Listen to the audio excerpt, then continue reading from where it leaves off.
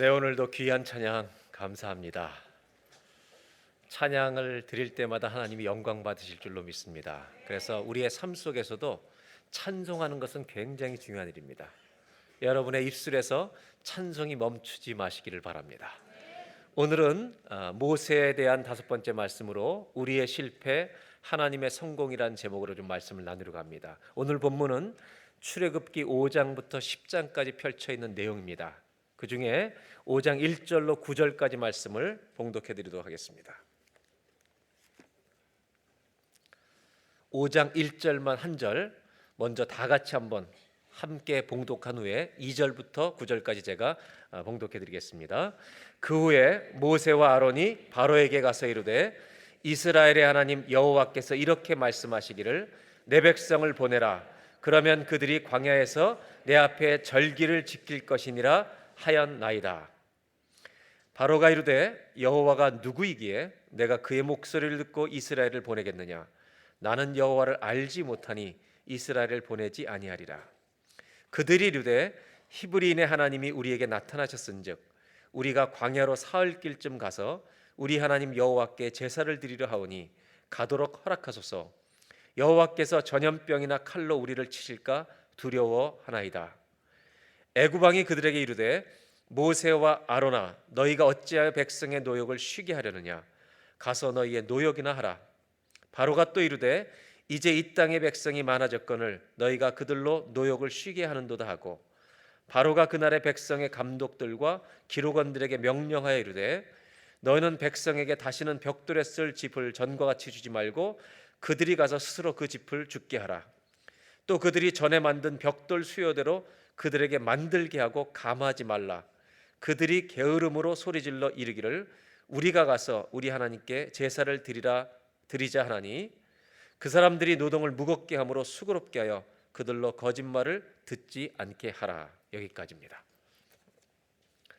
오늘 본문은 이스라엘 백성들이 출애굽을 시도하기 전에 이 부분에 대해서 바로 왕에게 모세와 아론이 찾아갔다가 오히려 더 심한 노동과 고역을 당하게 된다는 이야기가 펼쳐지는 소개되는 본문입니다. 말씀을 더 들어가기 전에 한번 우리 자신을 잠깐 조용히 생각해 보시면 좋겠습니다. 여러분 자기를 잘 돌아보세요. 내가 지금 숨을 쉬고 있는지 쉬고 계십니까? 그럼 한 가지 더 물어보겠습니다. 숨을 억지로 쉬고 계십니까? 저절로 쉬어지십니까? 건강하신 겁니다. 옆에 분하고 인사하겠습니다. 건강하시네요. 네, 건강하시네요. 저절로 쉬어지는 거죠? 애쓰지 않아도 그냥 쉬어지죠. 한 가지만 더 묻겠습니다. 하나님은 우리의 인생 가운데 오늘도 일하고 계십니까? 이것을 잘 알아야 모세를 이해할 수 있습니다. 우리가 깨닫든지 못 깨닫든지 우리가 인식하든지 못하든지 저와 여러분의 인생 가운데 하나님이 일하고 계시다는 것이 사실입니까? 그것을 알아야 오늘 이 본문 모세 이야기는 우리에게 실제 이야기로 다가옵니다. 애굽 사람들에게 노예로 활동했던 이스라엘 사람들이 얼마나 힘들었는지 영국의 한 신학자가 애굽 현장을 방문해보고 충격을 받았습니다. 너무 더워서 아침 6시에 너무 더워서 더일패 나갔는데도 더워서 그는 뭐라고 고백했냐면 내가 히브리 노예였다면 생존이 불가능했을 거다. 그리고 그 곳곳을 돌아보다가 이집트 상형 문자가 희미하게 적혀있는 글을 보았는데 그 내용은 영어로 번역하면 이런 뜻이라고 합니다. 뭐라고 이집트 상형 문자로 써있냐면 내 손에 이 막대기 채찍 회초리가 있으니 절대로 게으르지 말 것이다. 이것이 애굽 사람들이 모든 노예들을 다룰 때 쓰던 말입니다. 이런 배경 속에서 하나님은 출애굽을 명령하신 겁니다. 그래서 5장부터 10장까지는 아직 출애굽이 이루어진 내용이 아니라 출애굽을 시키려고 하는 과정 속에서 일어나는 내용들입니다. 우리가 잘 아는 9가지 재앙이 들어가 있는 내용이 오늘 본문의 내용인데 5장에서 10장의 흐름이 어떻게 되는지 잠깐 설명을 드리고 말씀으로 가도록 하겠습니다. 5장에 오늘 읽은 본문에 보면 모세와 아론이 가서 이 백성을 내보내 달라고 광야에 가서 예배드리겠다고 부탁합니다. 바로 왕은 단칼에 거절합니다. 그리고 오히려 더 힘들게 노동을 맡깁니다. 짚을 제공하던 애굽 사람들이 짚도 제공하지 않은 채 이제 너희가 짚을 주워다가 벽돌을 만들라. 그러니까 이스라엘 백성들은 이 더위에 노동량이 훨씬 더 많아진 겁니다. 그러자 이 백성들이 모세와 아론을 원망하는 겁니다. 이들을 자유케 하려는 의도를 모르니까 오히려 원망합니다. 그러자 모세가 하나님 앞에 엎드려 6장 끝부분에 나는 말도 둔한 자인데 왜 나를 보내서 이런 일을 시키십니까? 이것이 6장까지의 내용입니다. 7장에 하나님은 모세를 다시 설득하십니다. 나는 하나님이다. 내가 이 일을 이루리라. 그리고 모세가 순종할 때 여러분 순종하게 되는데 그때 모세 나이가 80, 아론의 나이가 83세였다는 겁니다. 여러분 순종에는 연령이 없어야 할 줄로 믿습니다. 끝까지 순종하는 겁니다. 그리고 나서 이제 모세가 바로에게 나아갔을 때 하나님이 모세가 부탁하는 말에 계속 거절하자 9번의 재앙을 하나님이 이 애굽 땅에 내리시는 장면이 7장부터 10장까지 이어집니다. 그럼에도 불구하고 9가지의 재앙을 거치는데도 바로 왕은 완고해서 끝까지 거절합니다. 결국 여기까지 9번의 재앙이 내릴 때까지 모세는 최선을 다하지만 실패한 이야기로 끝이 납니다. 하나님의 명령에 따라 순종해서 9번이나 갔지만 여러분 모세는 실패합니다. 이때 이 5장부터 10장까지 내용을 읽어보면 이 안에 세 종류의 사람이 등장하는 것을 볼 수 있습니다.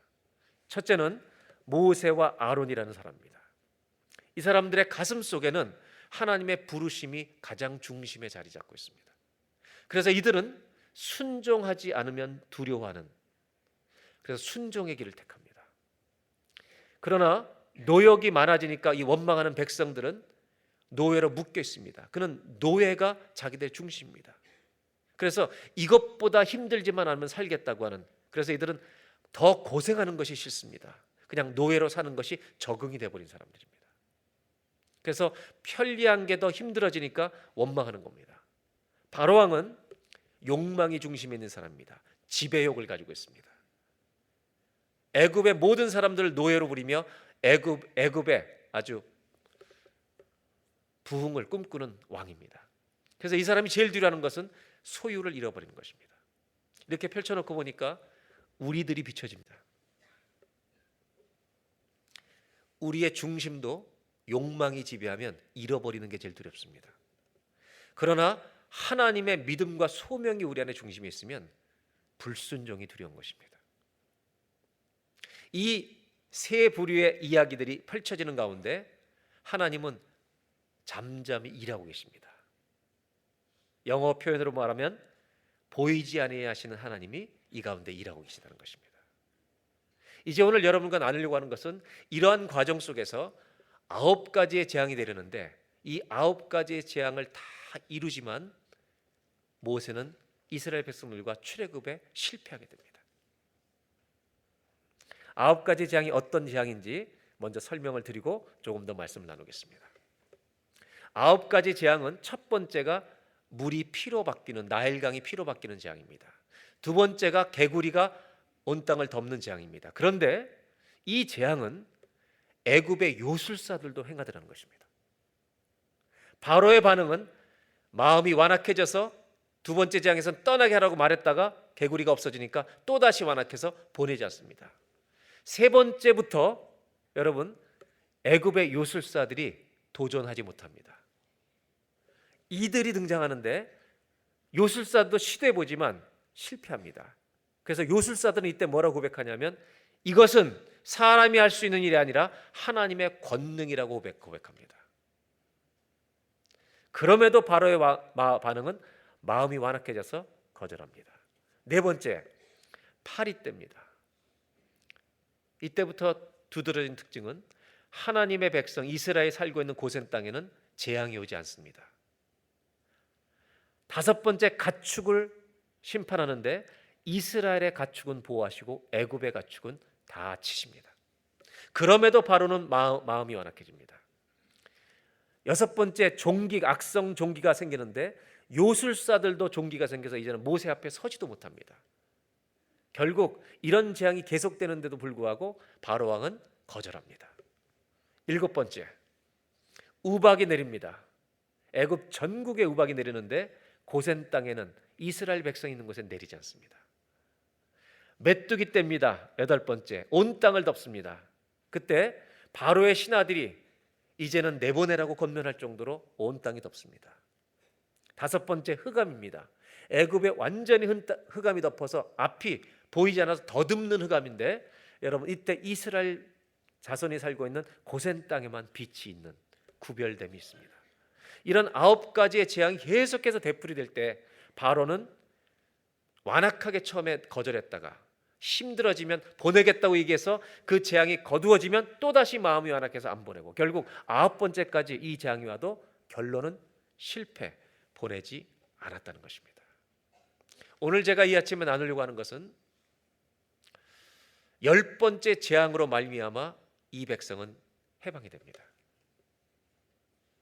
그렇다면 무엇을 나누려고 하냐면 9번까지는 실패를 거듭했다는 겁니다. 그런데 과연 이것은 실패일까? 이것은 과연 실패인 것일까? 아니면 성공인 것일까? 만약 성공이라면 하나님은 왜 9번이나 10번째 재앙을 바로 주시지 않고 9번이나 이런 재앙을, 실패를, 어려운 시간을 모세와 백성들이 다 통과하게 하시는 것일까? 오늘 아침에 나누려고 하는 것은 이것입니다. 이 9번의 실패의 과정처럼 보이는 이 과정을 통해서 여러분, 하나님이 이루고 싶은 것이 있었을까요? 없었을까요? 거꾸로 말하면 우리의 인생에도 어려움과 실패와 고난이 수없이 찾아오는데 그 가운데 하나님은 우리에게 뭔가를 이루어가고 계실까요? 안 계실까요? 이것을 오늘 말씀 속에서 한번 살펴보려는 것입니다. 제일 첫 번째로 좀 살펴보려는 것은 이것입니다. 하나님이 이런 9번의 실패를 통과하시면서 첫 번째로 이루어 가신 일이 있습니다. 먼저 7장 5절을 보고 말씀을 나누겠습니다. 다 같이 한번 7장 5절을 함께 봉독합니다. 시작. 내가 내 손을 애굽에 펴서 이스라엘 자손을 그 땅에서 인도하여 낼 때야 애굽 사람이 나를 여호와인 줄 알리라. 애굽 사람이 나를 누군 줄 안다고요? 여호와인 줄 알리라. 하나님은 지금 이 출애굽의 과정 속에서 한 가지 이루시고자 하는 정확한 목표가 있으십니다. 이 목적이 있으신데 그것은 뭐냐면 나는 이스라엘 백성만의 하나님이 아니라 온 땅의 하나님이심을 세상에 알리시는 것입니다. 여러분, 우리가 실패해도 주님이 하나님이심을 온 땅에 알릴 수 있는 저와 여러분이 되시기 바랍니다. 하나님은 이런 일을 이루어가고 싶어 하신다는 겁니다. 너희들이 나중에 나가게 될 때 애굽 사람들도 여호와 하나님이 우리 하나님이다, 진짜 하나님이다, 하나님이심을, 진짜 신이심을 그들이 깨닫게 하실 것입니다. 그것을 말하고 있다는 것입니다. 성경에 보면 이런 표현들이 이 9가지 재앙 중에 계속 나타납니다. 두 번째 재앙이 임했을 때 모세가 이것을 바로 왕에게 이렇게 얘기합니다. 한번 8장 10절을 보겠습니다. 모세가 이르되 왕이 말씀대로 하여 왕에게 우리 하나님 여호와 같은 이가 없는 줄을 알게 할 것입니다. 9번의 실패 속에서도 거듭되는 일들이 있는데 그건 뭐냐면 여호와 하나님이 참 하나님이라는 것을 애굽과 이스라엘이 다 알도록 하는 것이 하나님 목적이라는 것입니다. 이것을 우리의 인생에 잘 적용하셔야 합니다. 우리 인생의 실패가 거듭될 때도 뭐는 반드시 드러나야 되면 하나님만의 참 하나님이시라는 것 드러나야 할 줄로 믿습니다. 근데 재앙이 계속되니까 재미있는 일도 일어납니다. 어떤 재앙이냐면 8번째 재앙에 7번째 재앙에 우박이 내립니다. 우박이 내릴 때 하나님이 경고하십니다.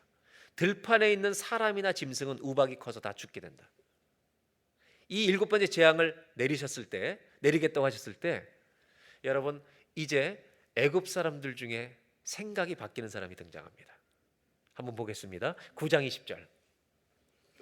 바로의 신하 중에 여호와의 말씀을 두려워하는 자들은 그 종들과 가축을 집으로 피하여 들였으나 여러분, 이상한 일이 발생합니다. 이분들은 이러면 안 되는 분들입니다. 근데 이분들이 누구 말씀을 들어요? 여호와 말씀을 듣기 시작한다는 겁니다. 이거 아십니까, 여러분? 우리가 진짜 하나님을 믿는 사람이라면 나를 만나는 안 믿는 사람들은 만나면 만날수록 하나님을 알아가게 될 줄로 믿습니다. 이게 정상이라는 것입니다. 바로의 신하 중에 하나님 말씀을 두려워해서 종들과 가축을 집으로 피하여 들이기 시작한다는 겁니다.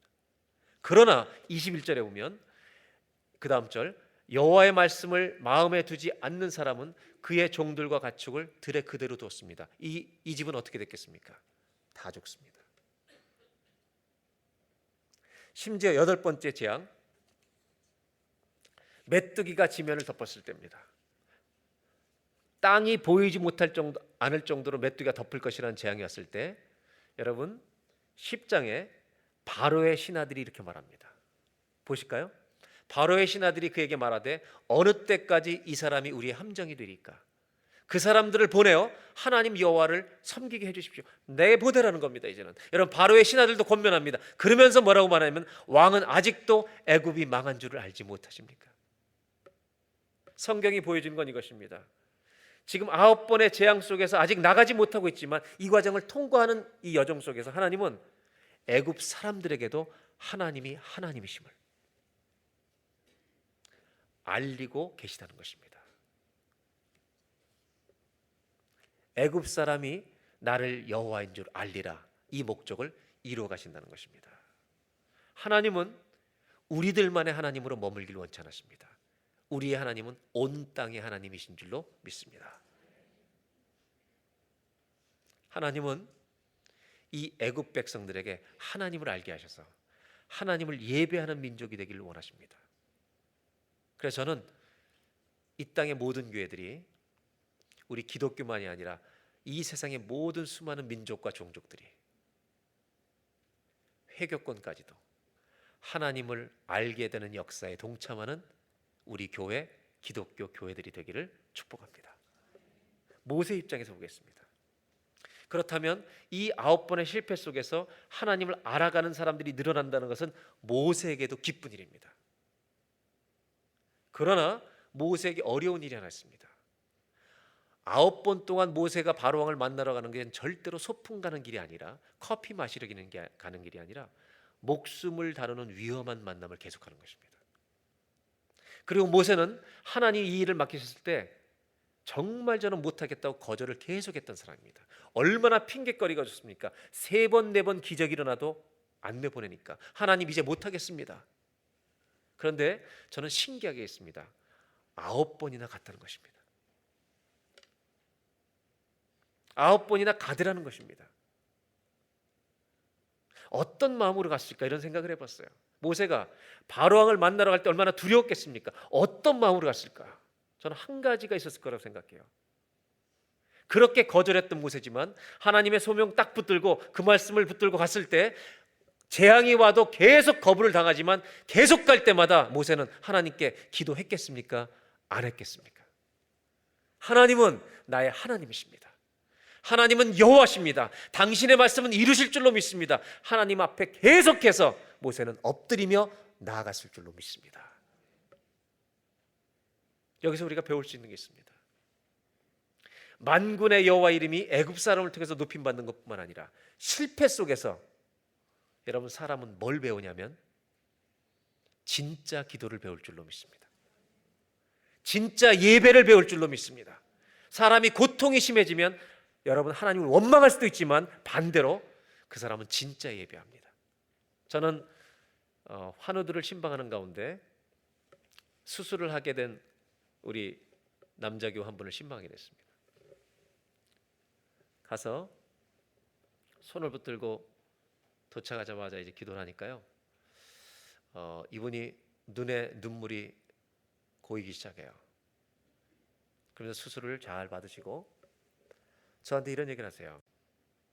목사님, 이 나라는 수술하기 전날까지 몇 시 한다고도 안 가르쳐주잖아요.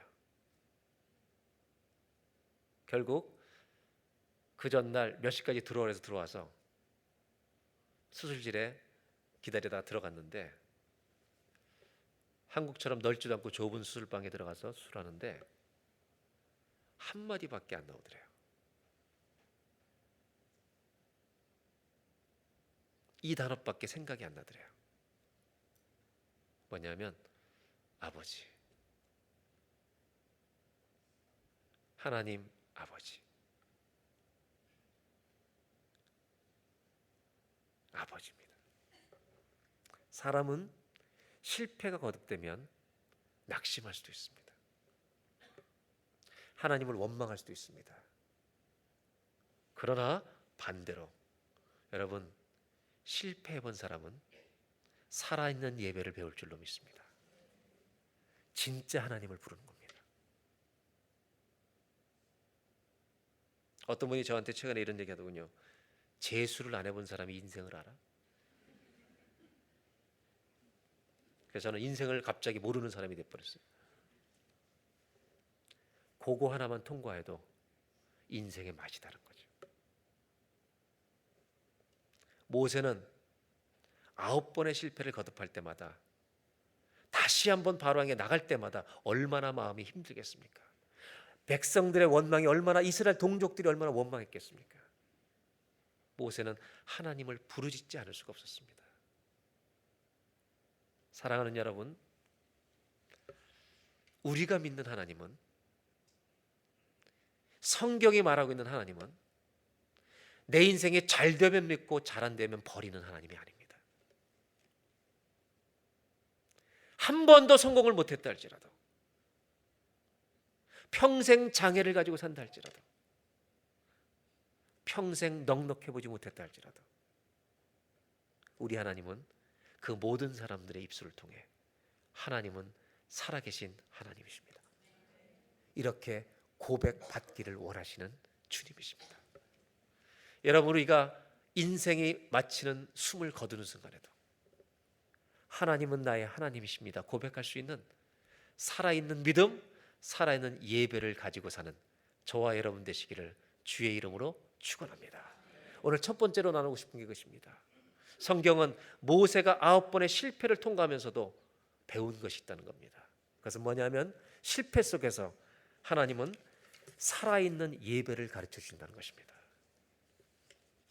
모든 사람들이 실패하는 가운데 하나님은 진짜 하나님을 찾게 하시는, 그리고 그 고백을 통해 주변 사람들이 보고 저 사람은 저런 상황에도 주님을 믿냐? 그럼 네가 믿는 하나님이 진짜구나. 다른 사람도 주께 돌아오게 하는, 여러분, 이게 예배가 아니겠어요?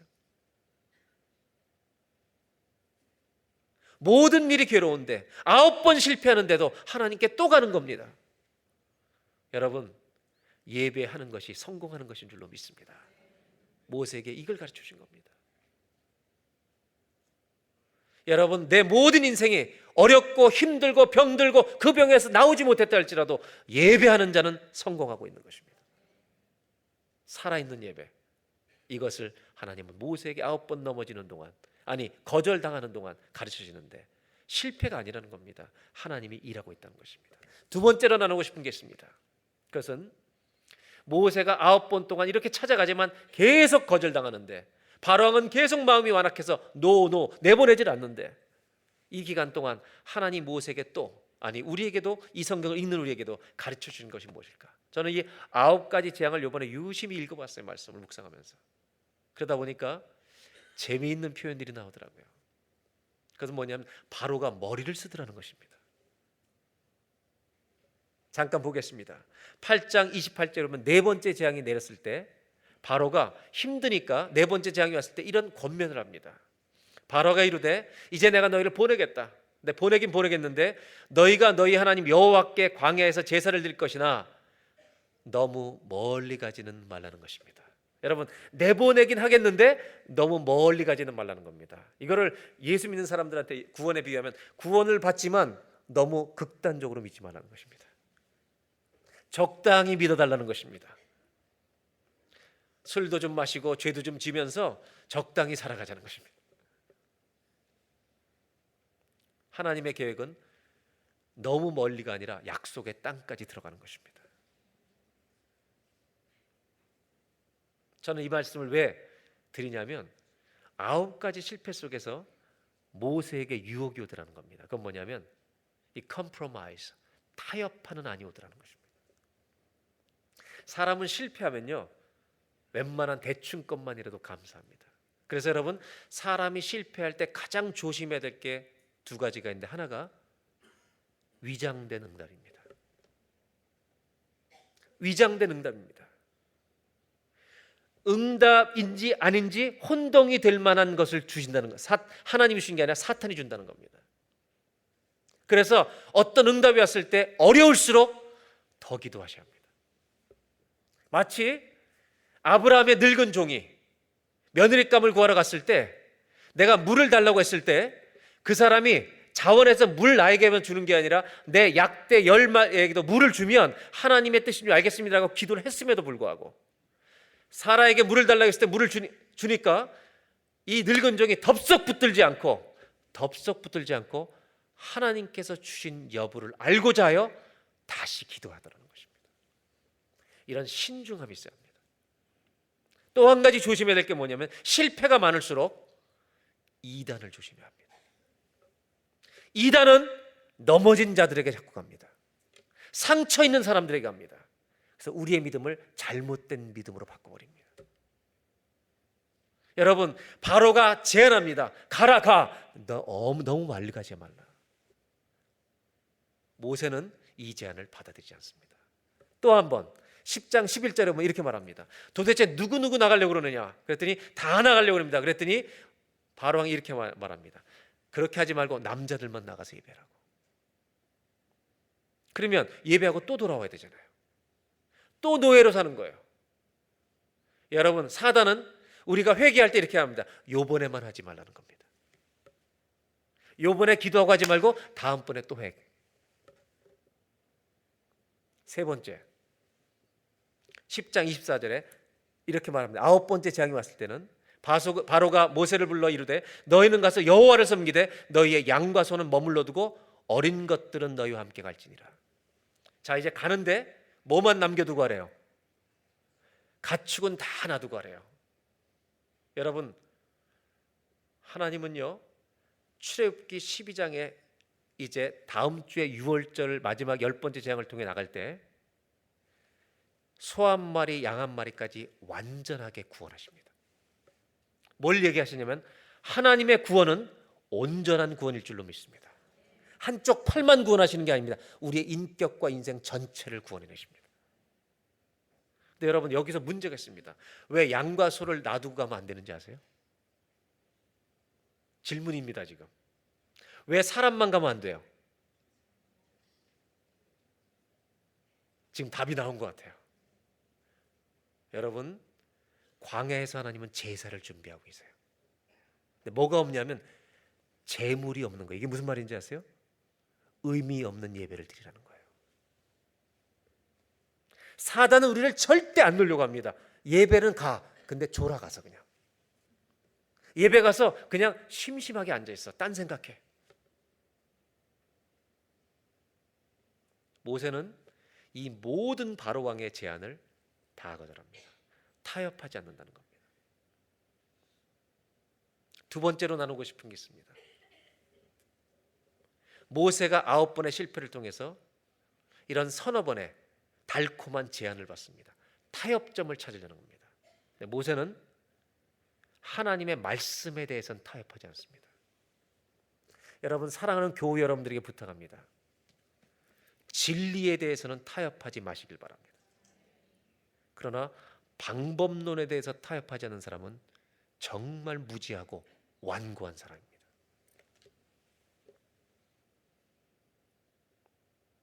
많은 한국교회 안에 갈등이 있는 것은 진리 때문에 갈등이 오는 게 아닙니다. 방법론 때문에 갈등이 오는 겁니다.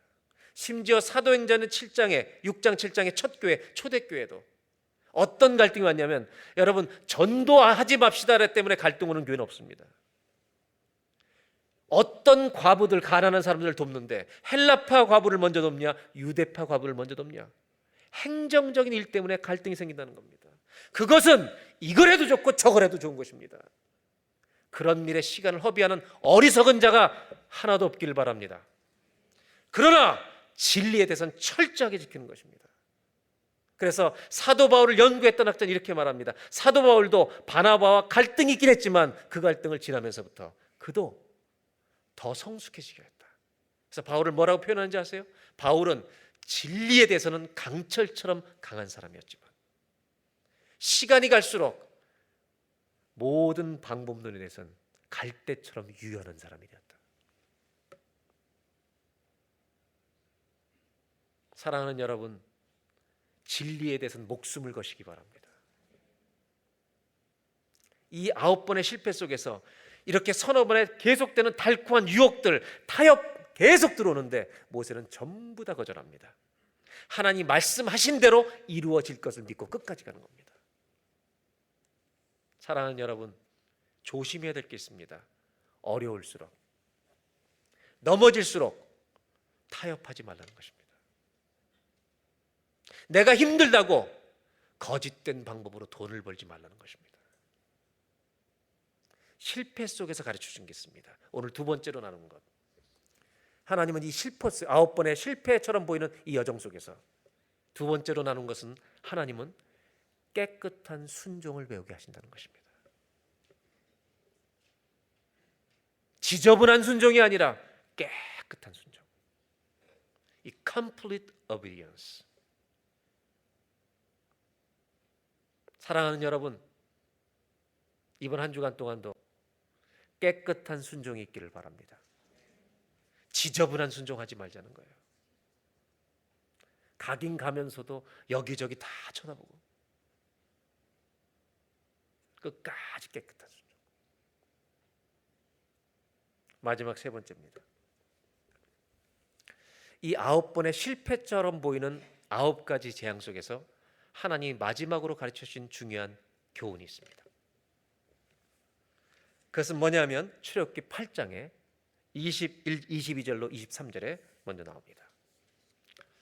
다 같이 한번 봉독합니다. 그날에 나는 내 백성이 거주하는 고센 땅을 구별하여 그곳에는 파리가 없게 하리니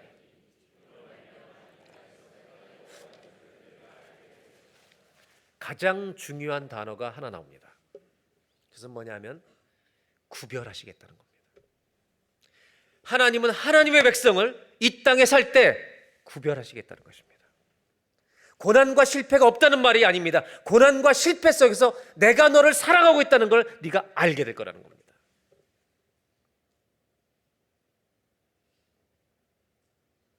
사랑은 죽음보다 강합니다.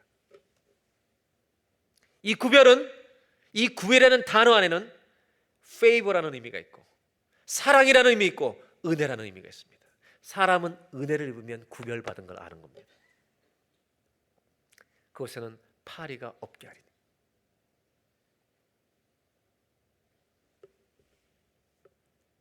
(23절) 하나님이 이렇게 말씀하십니다. 내가 나의 백성과 애굽 백성을 그 사이를 구별하겠다. 여러분 한번 질문해 보세요.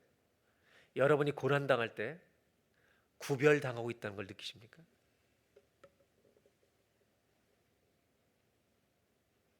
그 구별은 병이 당장 나서 구별되는 게 아닙니다. 제가 첫 목회지에서 목회를 할 때인데요, 시골교회 첫 목회를 하니까 설교가 얼마나 힘들어요. 제가 설교하면 공부를 한참 할 때니까 우리 어른들이 다 주무셨어요. 그래 많지도 않았잖아요. 한 25명 처음 딱 놓고 설교. 저는 제가 배운 걸 열심히 전해야 되는데 그냥 막 주무시는 거예요. 마구 주무시는 거예요, 이분들이. 참 저는 잘한다고 생각하는데 이분들이 막 주무시더라고요. 그래서 많은 책을 보면서 공부를 하기 시작했습니다. 또 처음 총각으로 목회할 때 1년 반 총각으로 있고 TV도 없으니까 그냥 할 수 있는 게 책밖에 볼 게 없어요. 그래서 설교를 처음 하기 시작하면 제일 먼저 사람들이 권면해 주는 게 예화집입니다. 왜? 졸지 않게 해야 되니까. 그래서 저는 이제 설교를 쭉 하면서 우리 동역자들은 그렇게 얘기합니다. 목회자는 말씀을 파야지 예화집에 있는 얘기 이어져 갖고만 안 된다. 어떤 책을 읽다가 좋은 예화가 있으면 써도 되지만 설교를 재밌게 해서 이 예화 저 예화 갔다 오면 사람들 머릿속엔 예화밖에 안 남아. 근데 문제는 현대는요, 그렇게 쉘로하더라도 재미있는 설교만 듣고 싶어 하는 거예요. 그러니까 어떻게 되냐면 머리는 재밌는데 영이 변하질 않아요. 그럼에도 불구하고 제가 20대 저를 제 마음을 움직였던 예화집에 있던 얘기를 하나 해드릴게요.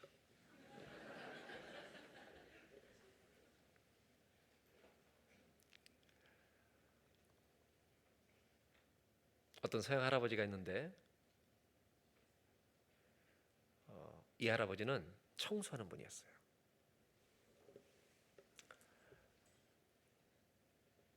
매일 12시면 하던 일을 멈추고 성전에 들어가서 기도를 해요. 근데 그분의 이름이 짐이라는 분이었어요. 짐. 매일 12시에. 그러다가 온 동네 사람들이 저 사람 12시만 되면 기도하라는 걸 다 알았어요. 친구들도 알았어요. 근데 이분이 병에 걸려서 입원하게 돼요. 그때 친구들이 병문안을 와요. 그 병문안을 와서 친구들이 제일 안타깝게 여기는 게 뭔지 아세요? 12시가 되면 기도하러 못 가는 거예요. 네가 제일 좋아하는 기도하러 가는 거를 이제 못 가서 어떡하냐. 그랬더니 짐이 병상에서 친구들에게 이런 대답을 해주죠. 너무 섭섭해들 하지 마라. 내가 병원에 입원하고 나서부터 신기한 일이 생겼다. 12시가 딱 되면 주님이 내 방에 오신다.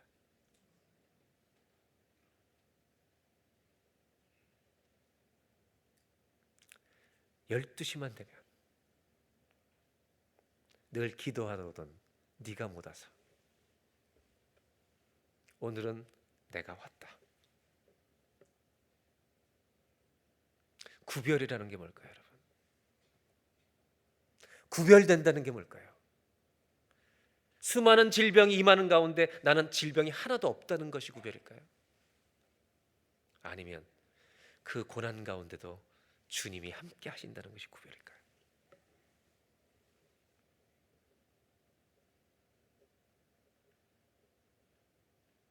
하나님은 9번의 실패를 통해서 구별하십니다. 계속.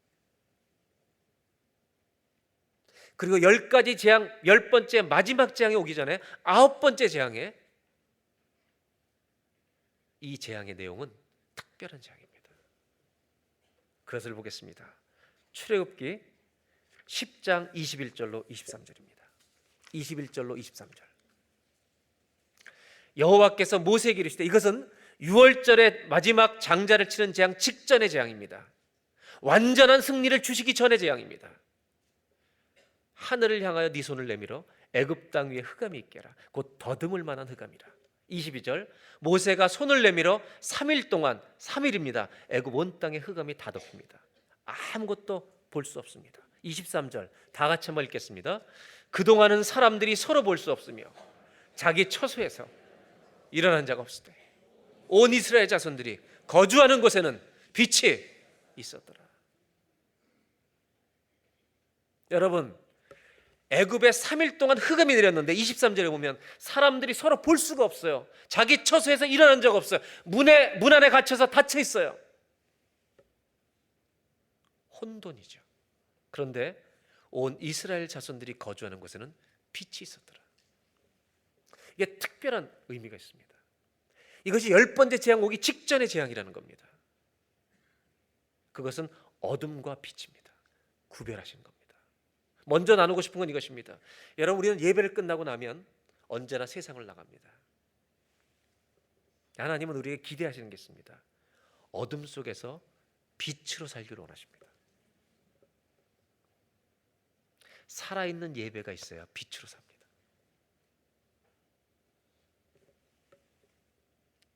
이제 이 의미를 조금 더 들어가 밀었습니다. 구약학자들이 이 9가지 재앙을 연구하다가 특이한 점을 발견했습니다. 그것은 뭐냐면 이 9가지 재앙에 유난히 많이 나온 단어들이 있습니다. 두 단어가 있는데 하나는 콜이라고 하는 히브리어로 콜, 이건 뭐냐, 올이라는 단어입니다. 온 땅. 이 올이라고 하는 모든이라는 단어가 많이 반복됩니다. 또 하나는 땅입니다. 땅, the land, the earth, 지구, 이 단어가 계속되는데 이건 에레츠라는 단어입니다. 이 두 단어가 9가지 재앙을 설명하는 동안 50번 이상이 나오더라는 겁니다.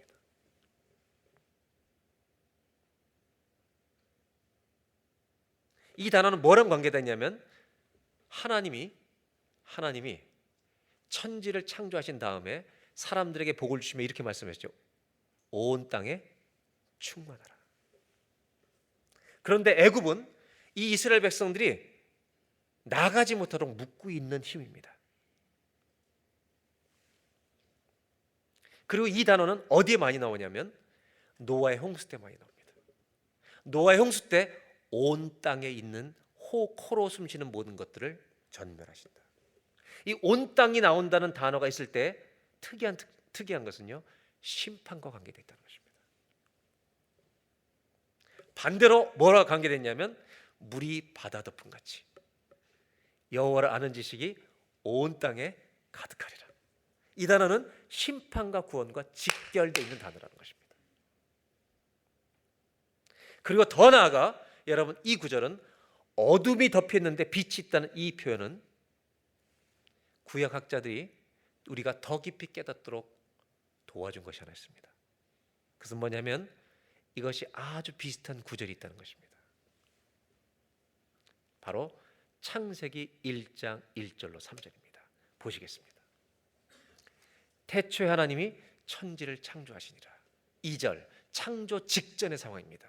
땅이 혼돈하고 공허하며 흑암이 깊음 위에 있고 하나님의 영은 수면 위에 운행하시니라.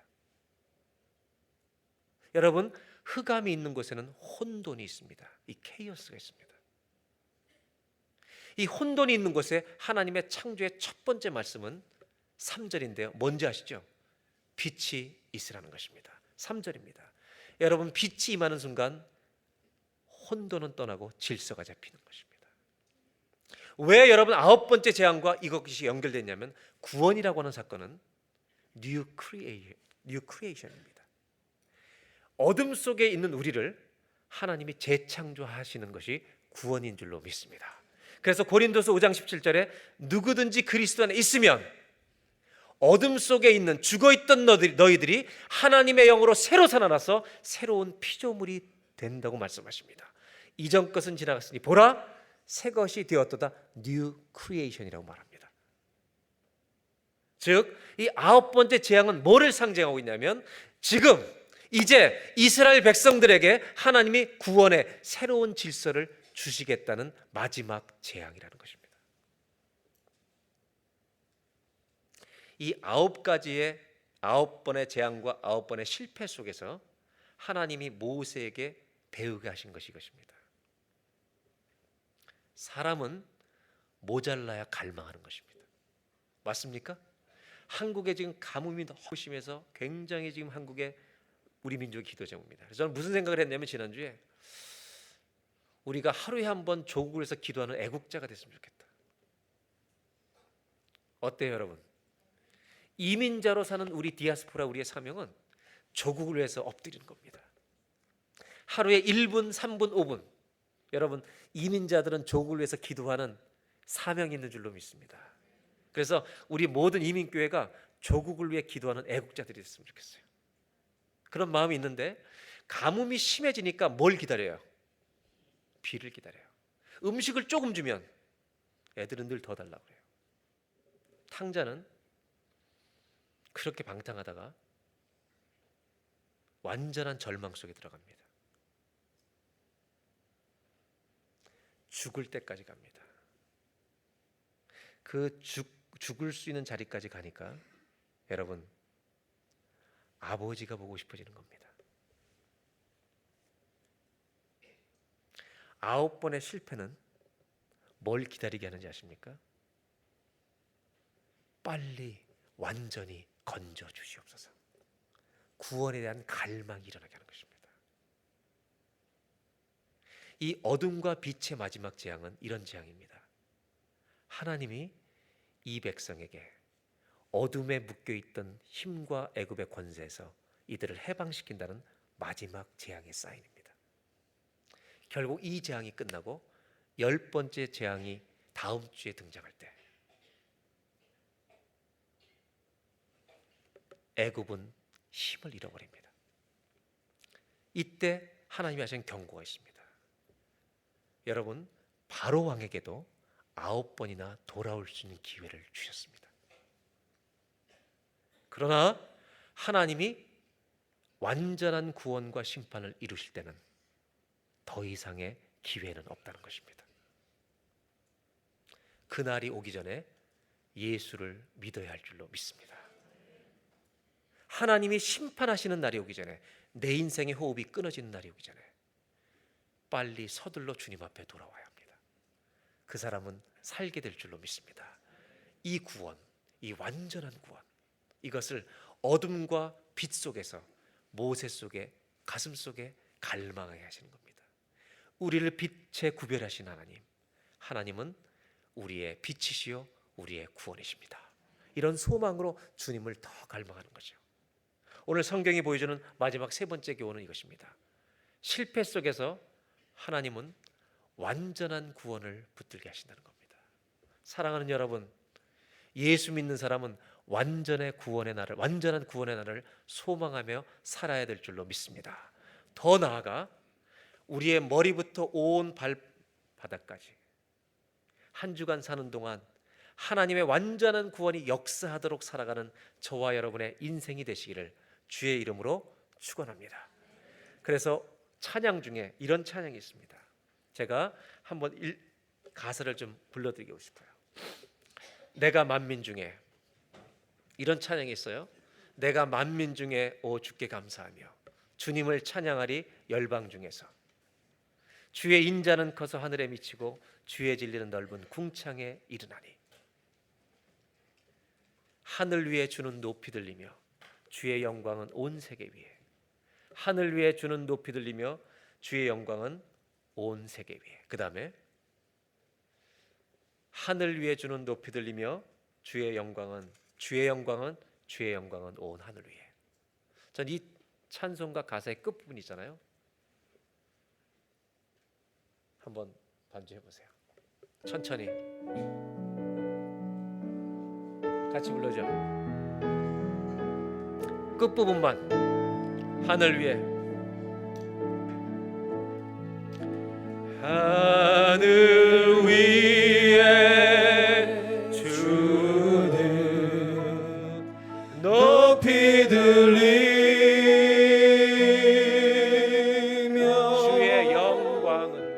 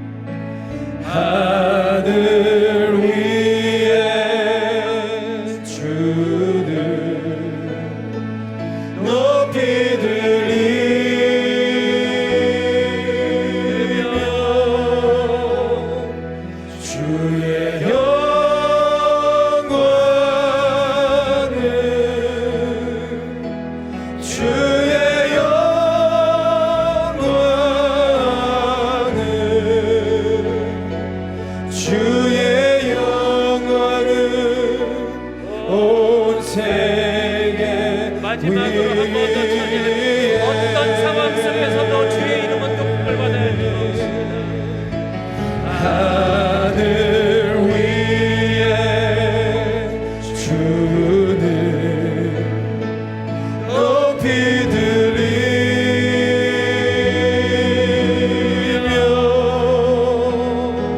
주의 영광은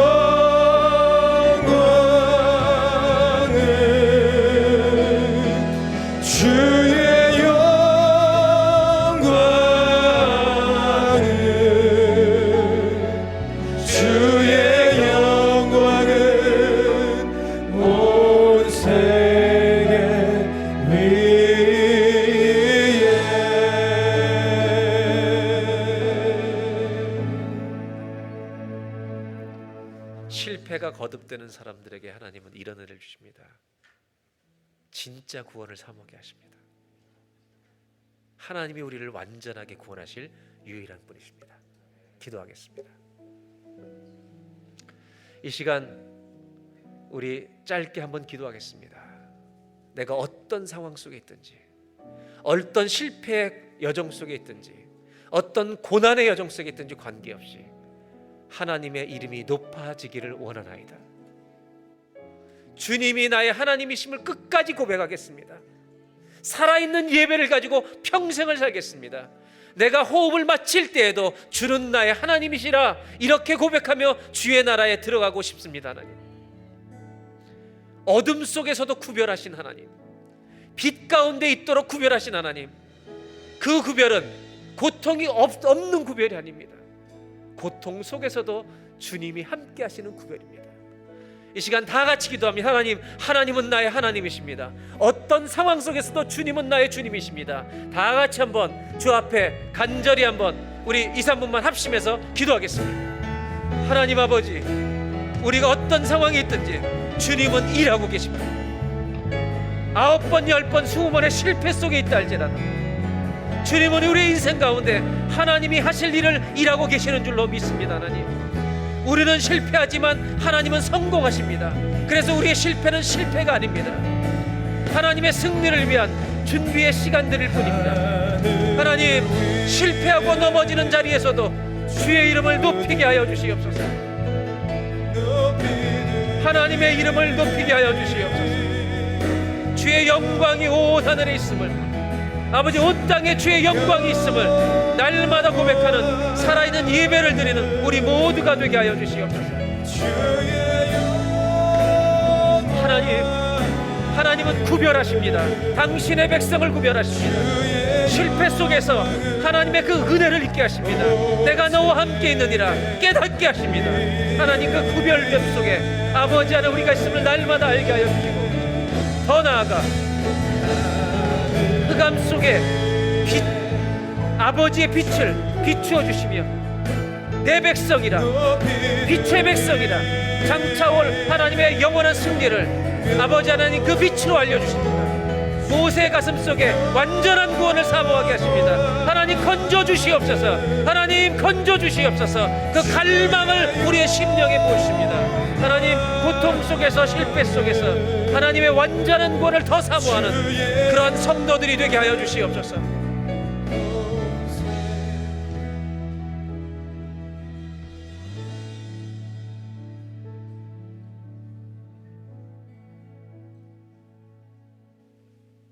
하나님,